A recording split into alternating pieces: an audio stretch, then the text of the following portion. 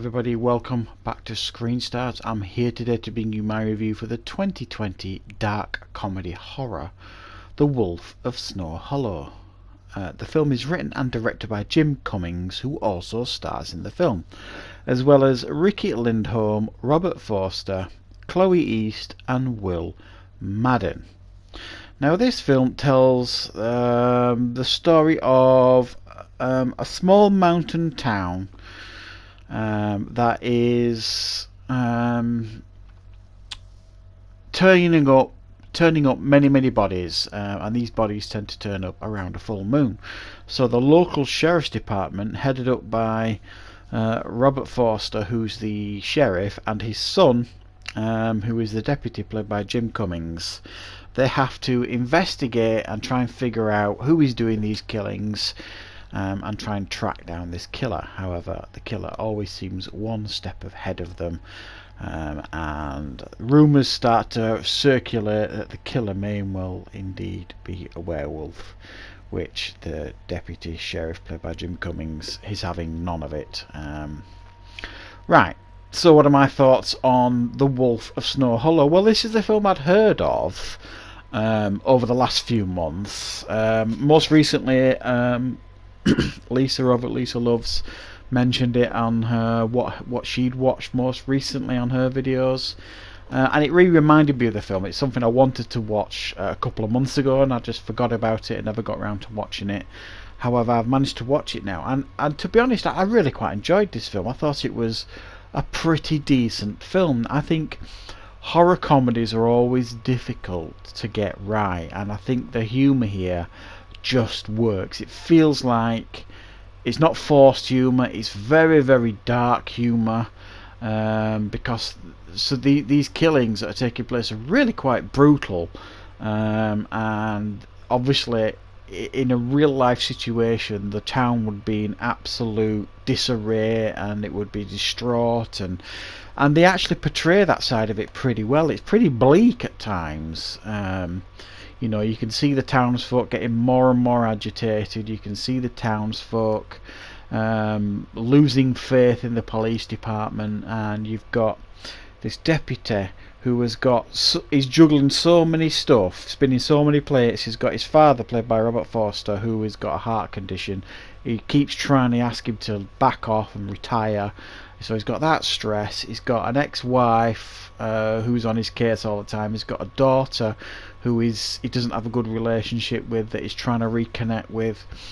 He's got officers on the police department that don't believe in him, who constantly undermine him.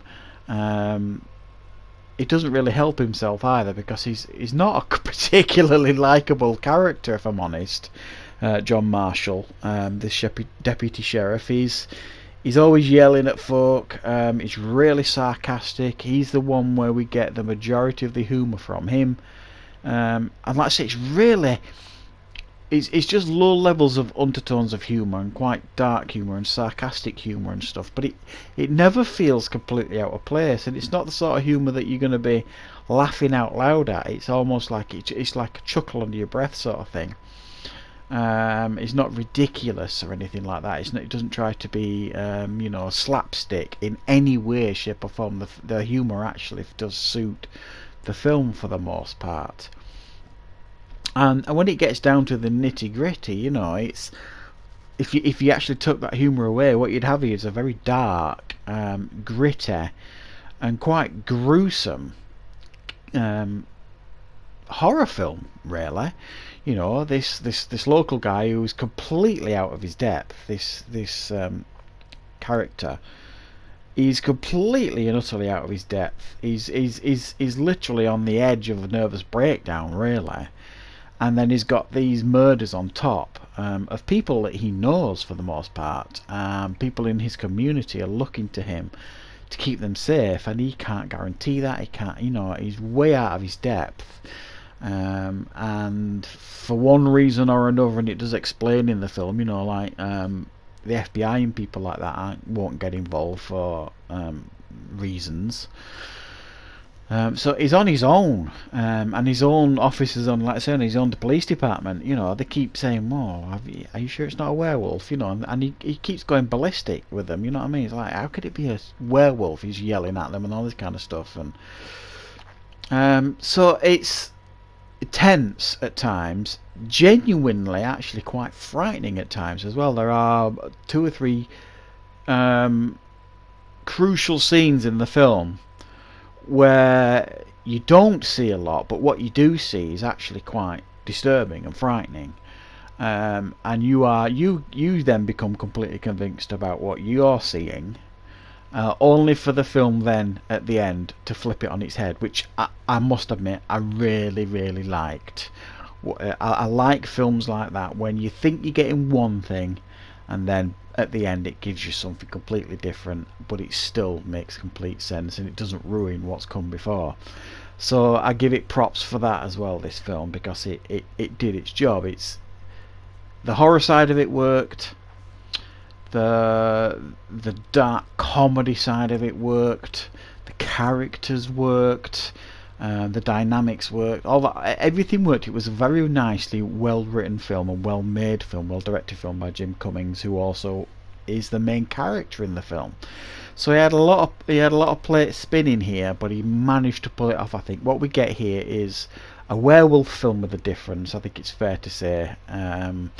But it's a well put together film, and a film I really quite enjoyed. So I'm actually going to give this one an 8 out of 10. It is definitely worth checking out. I really enjoyed it, and I think you will too. So that is my review for The Wolf of Snow Hollow. Thank you very much for watching. I do hope you enjoyed the review. If you do, please leave a like. Don't forget to subscribe if you're new to the channel, and of course I will be back with more content and reviews on Screen Stars very soon.